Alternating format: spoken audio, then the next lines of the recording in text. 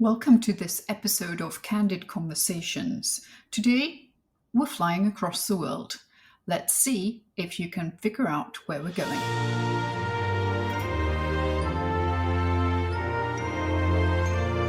You guessed it, we're in England. Yes, we're not in London though. We are going to Bath.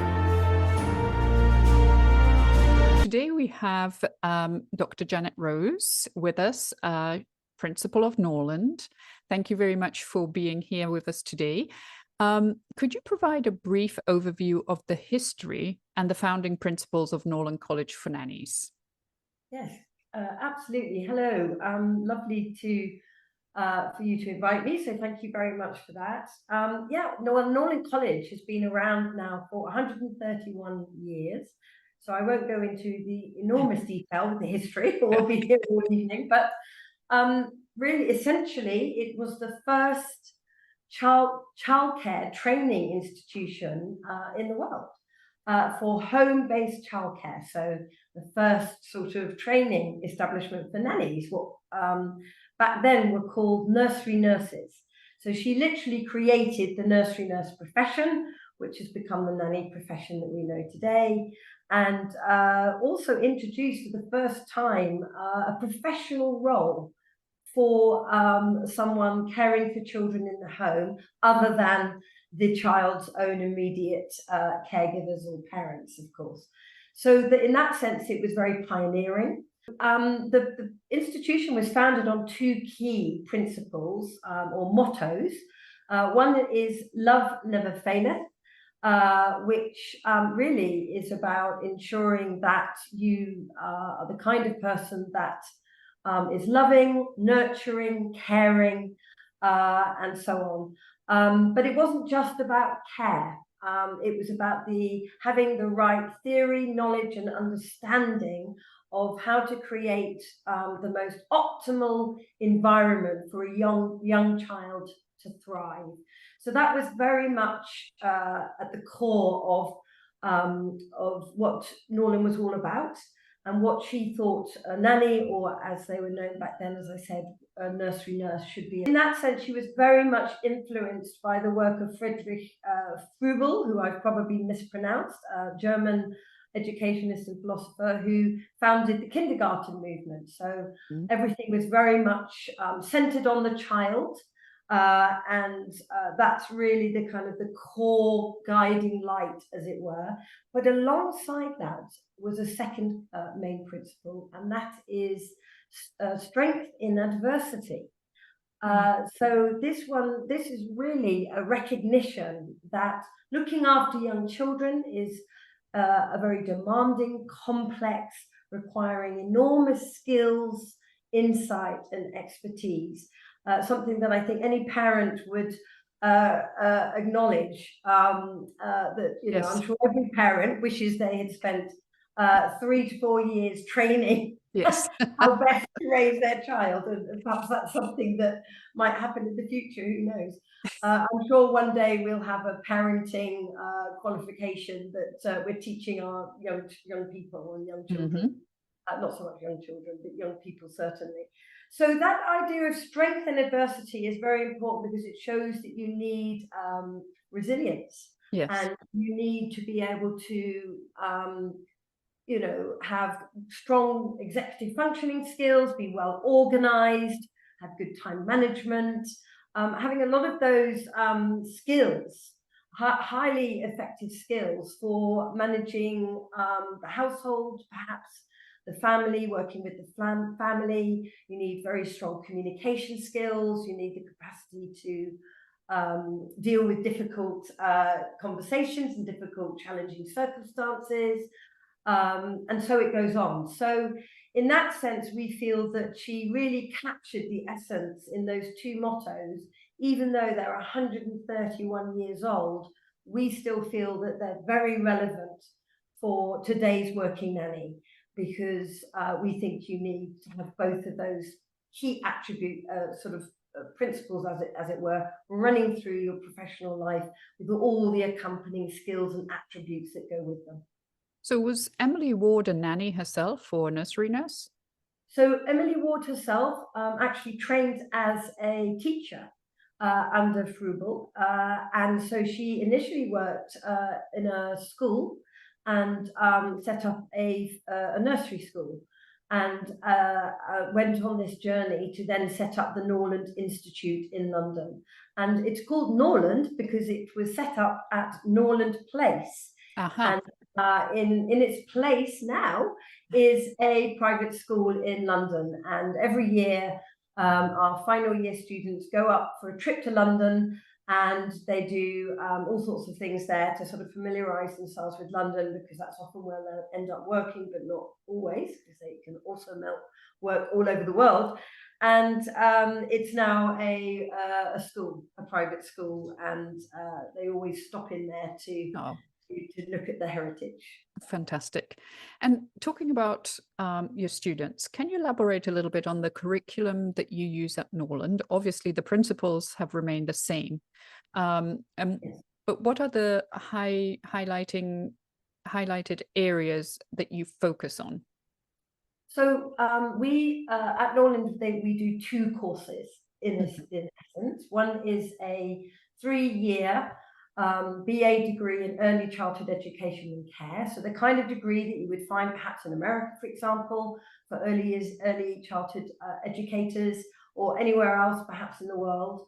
But alongside that, and I think this is what makes Norland particularly unique, is the practical Norland diploma. And the Norland diploma is based on the original qualification that was developed by Emily Ward. And what we've essentially done over the last 130 years is sort of evolve that initial training course that contained the very important elements of theory, and combine them with those very important practical skills, and alongside that, practical placement experience. So real live hands-on experience with young children. And so those 3 elements are drawn together into these 2 courses. So the degree, of course, understandably reflects all the knowledge and understanding needed to know about children's development and how best to support it and promote it and so on. And that includes ensuring that it reflects the most cutting-edge research. So, for example, some key elements of that is understanding the new learning that's coming from the neurosciences, for example, and some other core elements that we have really expanded and developed. For example, the development of self-regulation, because we see that as the golden thread that runs through that degree and then is woven into the practical diploma alongside it. Because for us, if you can't self-regulate, then you can't co-regulate and support a child. And we take a very holistic view to that. It's not just about regulating your behavior or your feelings. It's very much about regulating your thinking, developing those executive functioning skills, but also regulating their sleep, their eating, all very important aspects. So very holistic in that sense. And so the practical diploma, of course, will teach some of those traditional skills that have been around for many, many years. We still teach them food and nutrition, so they're still learning all those cookery skills.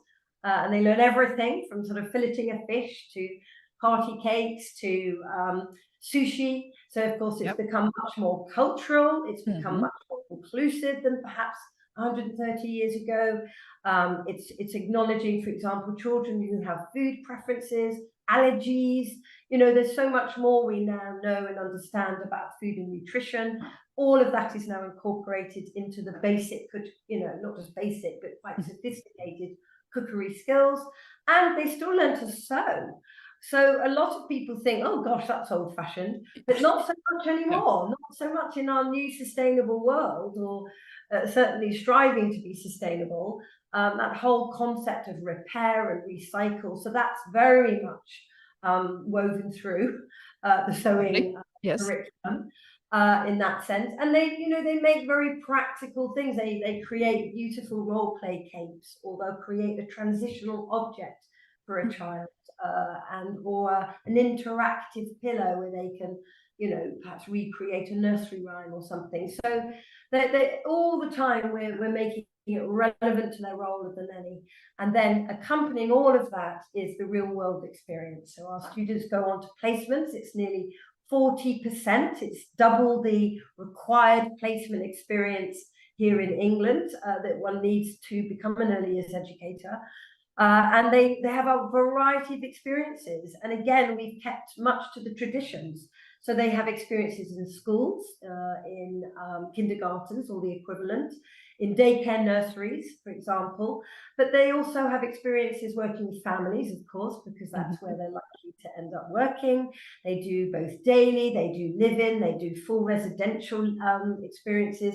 But alongside this, they also have a period of time with newborns, as well as in a hospital. So we're very privileged that our students are able to have some experience of a maternity ward and an emergency pediatric ward.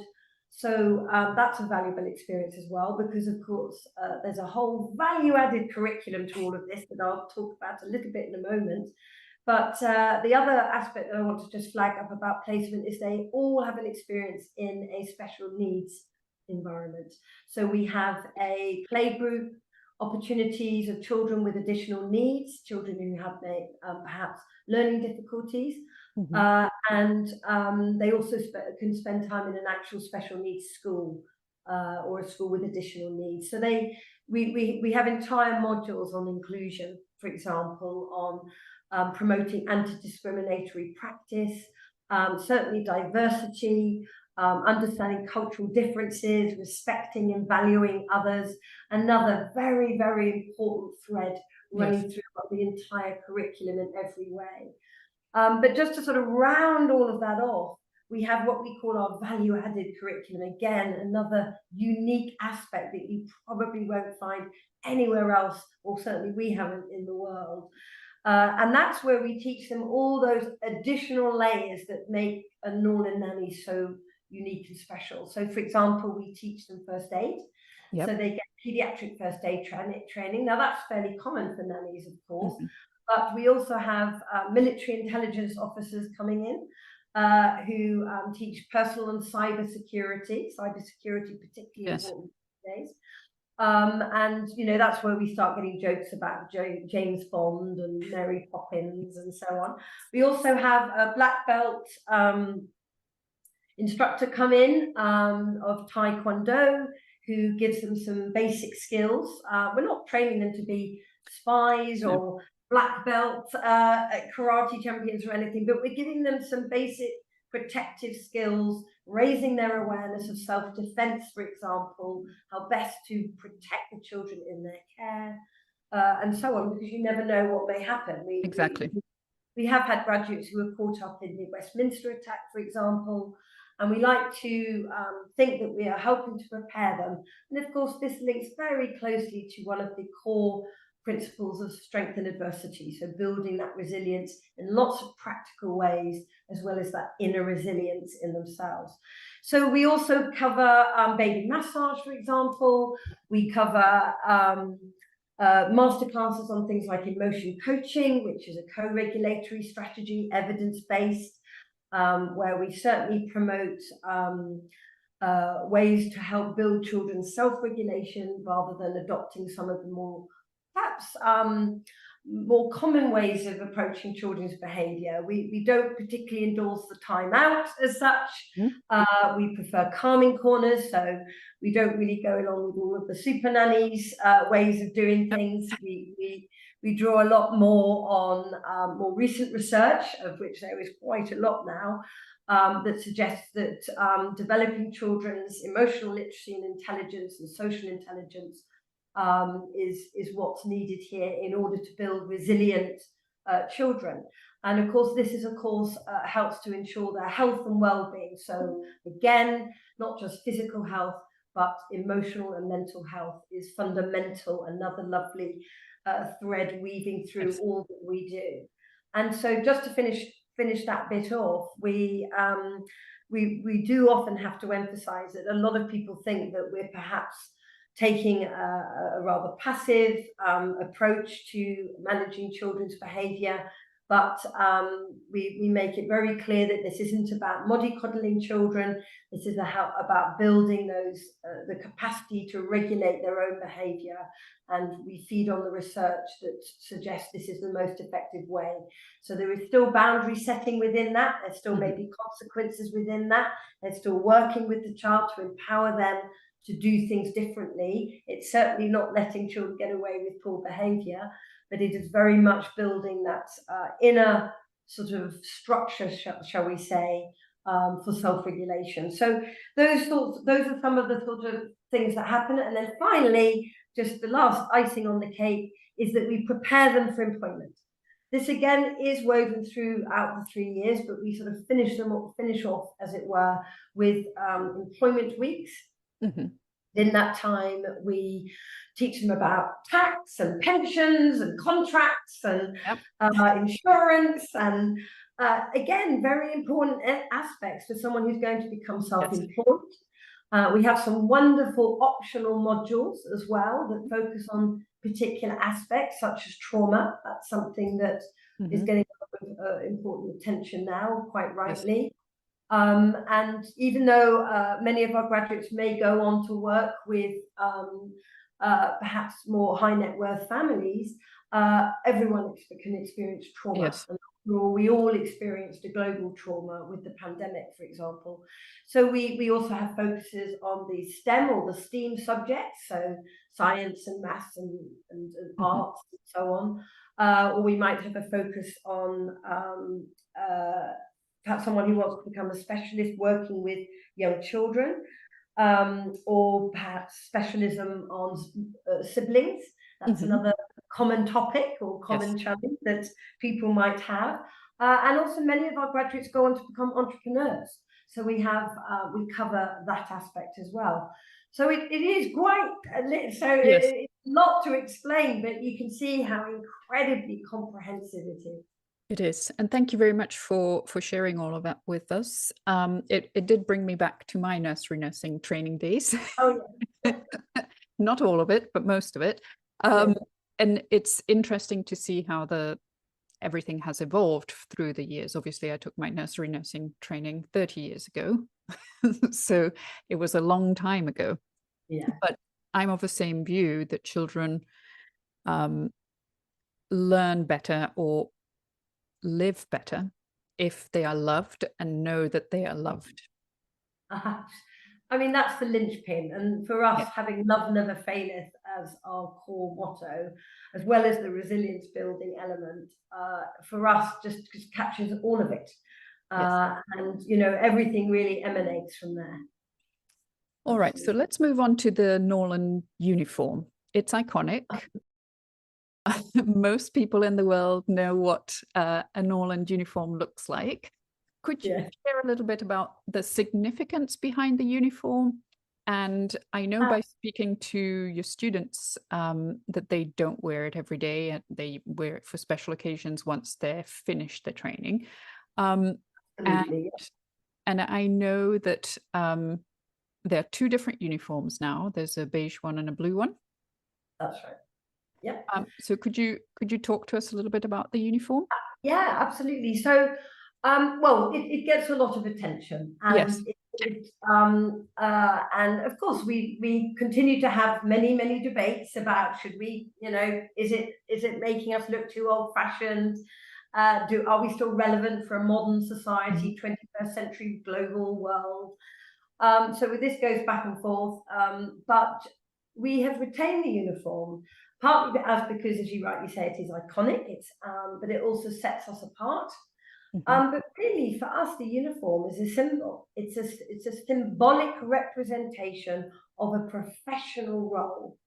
And the reason why we've retained it, although adapted it over time, and as you say, we have a practical uniform. They always did, in fact, which is blue, and we've retained the kind of brown, traditional brown, for the formal uniform. So the formal uniform is used for the degree elements of the lecturing, for formal occasions, graduation, and so on.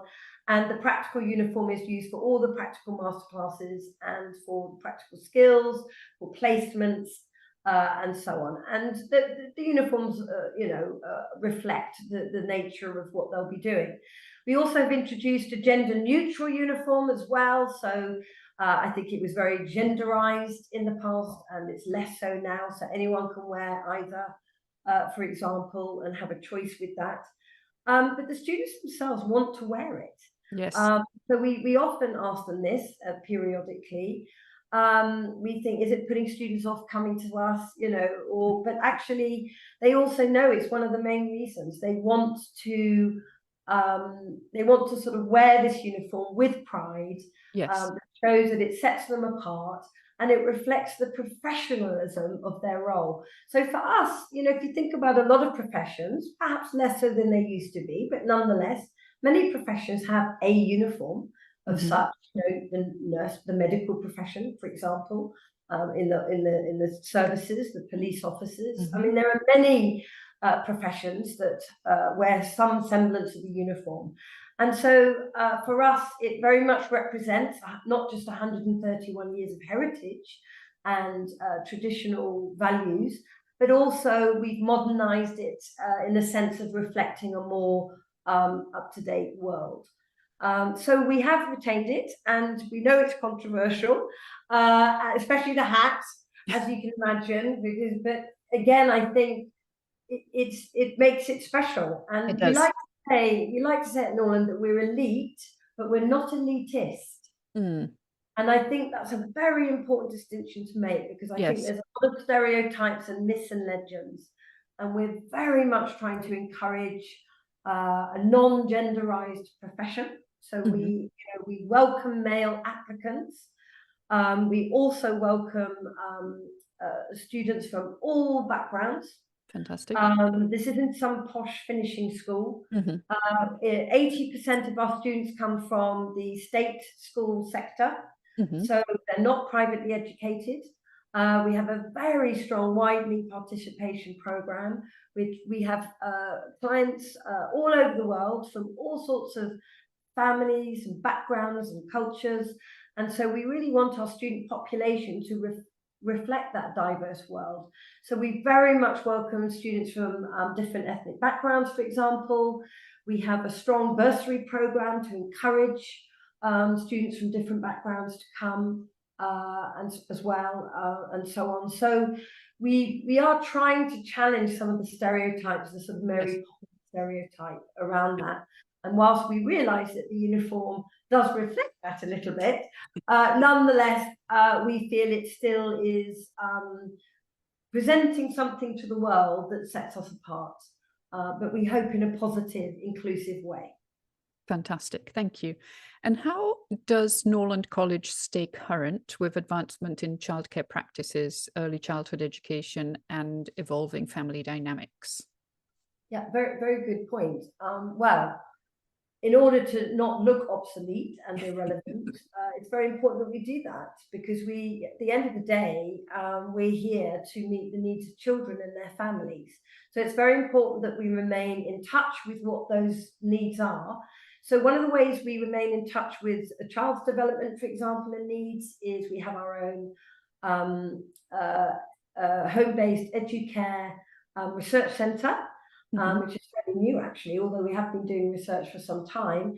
And we've also launched our own professional research journal focused on home-based childcare. So we're trying to contribute to the field, particularly the field of home-based childcare, because it's very under-researched.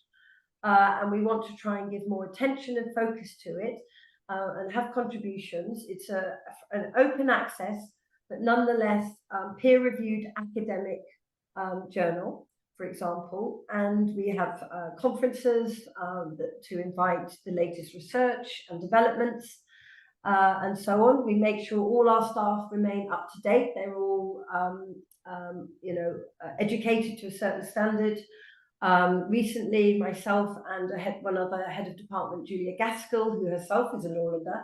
So we do have Norlanders who come back, which is great to work at Norland. It's lovely. And we've recently been undertaking a fellowship in early relational health at the University of Massachusetts in America. Nice.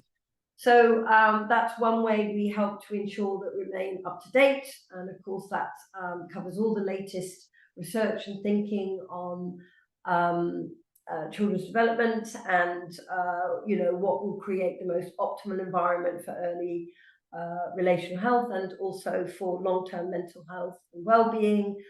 And we have masterclasses from experts around the world as well. So for example, we have a masterclass on neurophysiology, so the latest sort of research on physical development and reflexes and how, and some of the challenges that come from retained reflexes, etc. So we have masterclasses on executive functioning, latest developments on how we can promote speech and language development, for example. So we have specialists who come in and talk about that. So that's another way.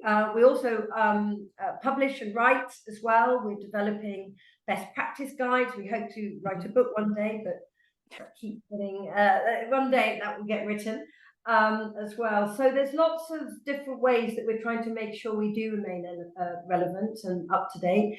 But also in terms of our children and families' needs, we are in close contact with our clients and our graduates.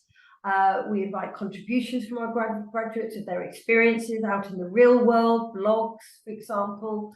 And we also have an annual survey with our clients to sort of check what do they feel that nannies need, what is there anything that we're not covering that they think might be important. So we're constantly looking at ways of continually improving what we provide and what we offer to make sure it does remain cutting edge and relevant. Fantastic, thank you. And I know that Norland College now accepts international students. Is the admissions process different to somebody who's applying from the UK? And how is that, obviously with Brexit, how has that been affected by Brexit? Because obviously students will need to get a visa.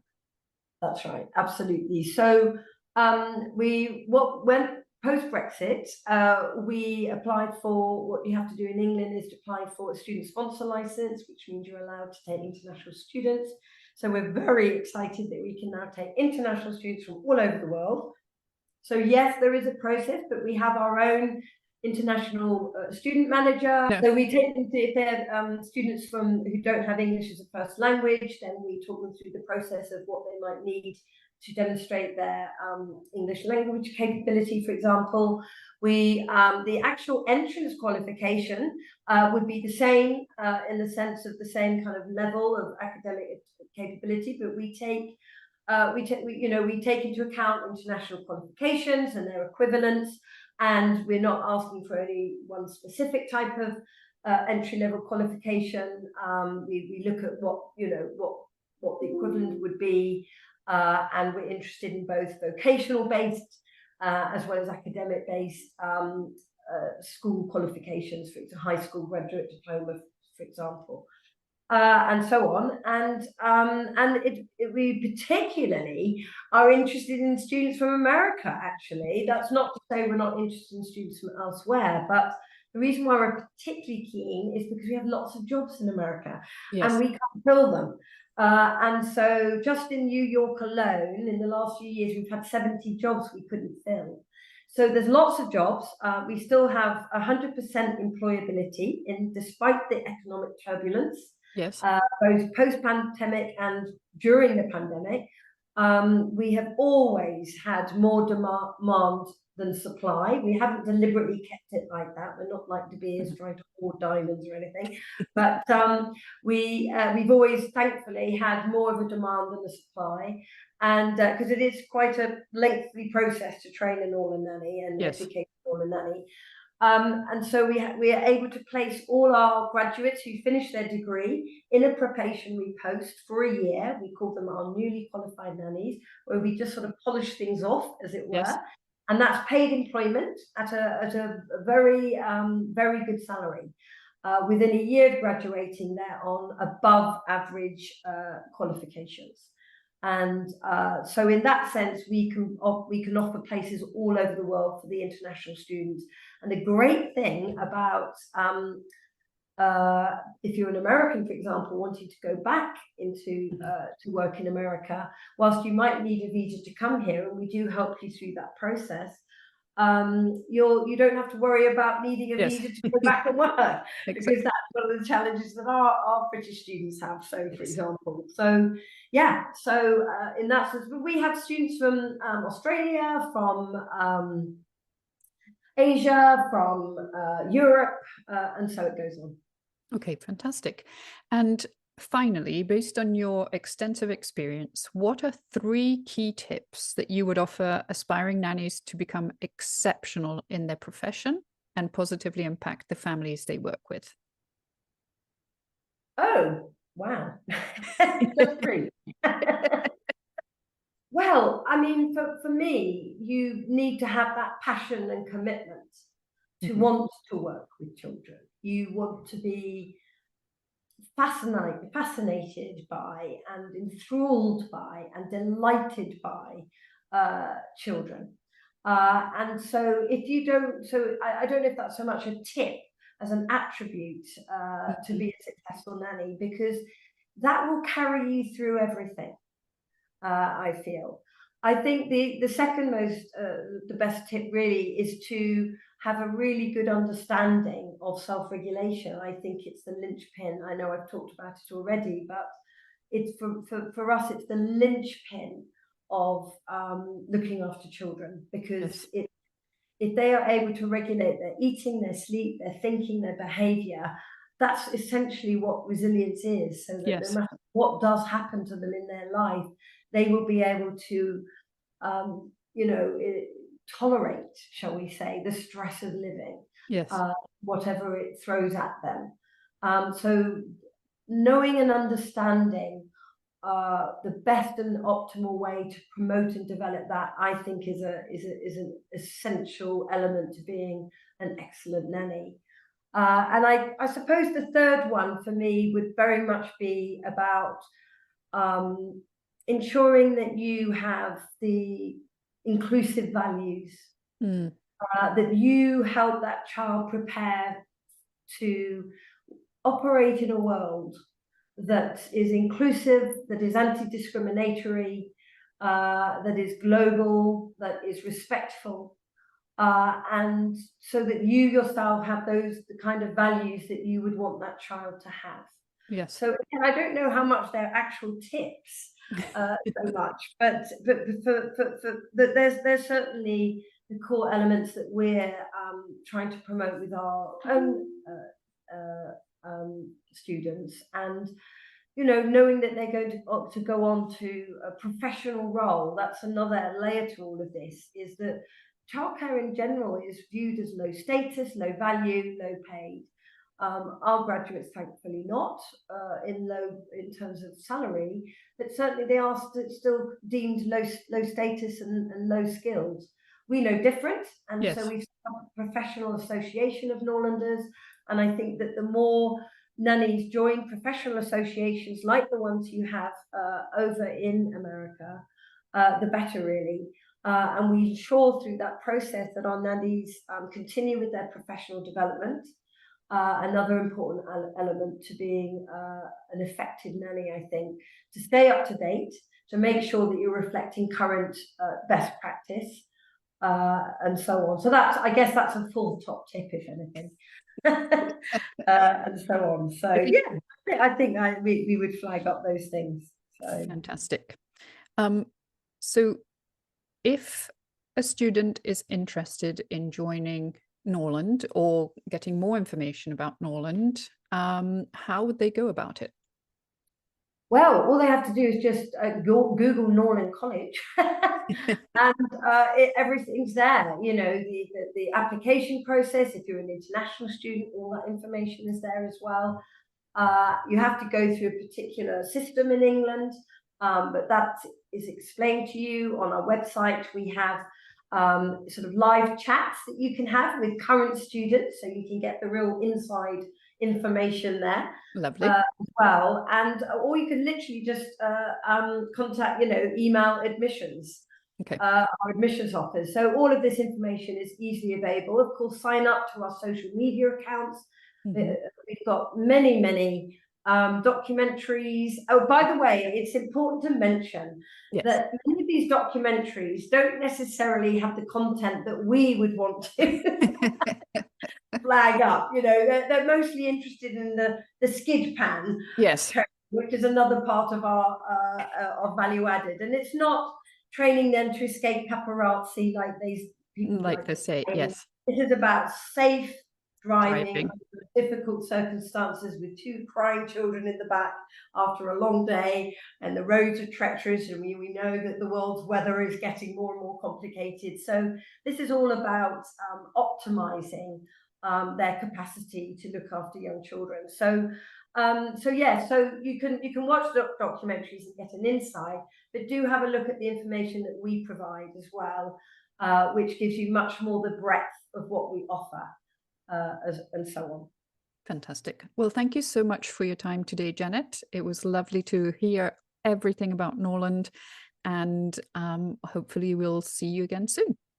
Thank you so much. And may I just finish off by saying Yes. that we do welcome anyone and everyone to Norland. And so one thing that we're particularly keen to challenge is imposter syndrome. I suspect you've heard of it over there. Yes. We hear this a lot from our students thinking, oh, I don't think I'd be able to be a Norland nanny.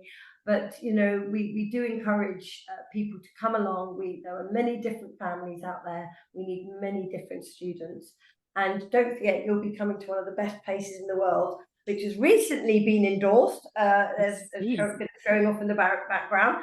And if you don't know what that means, it's a Teaching Excellence Gold Award. And this is awarded by the English government to higher education institutions like ourselves, because we're the equivalent of a university. We're not quite called Norland University yet, but we will be.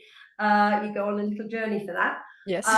And we were awarded the top prize for that. So that's not us saying we're the best in the world. That's the university regulator and the British government saying we're one of the best. So so you can be reassured that you really will be getting a high quality course and a high quality experience. Thank you very much for having me. I really appreciate you wanting to hear more about Norland. You're very welcome, and congratulations on your award. Thank you.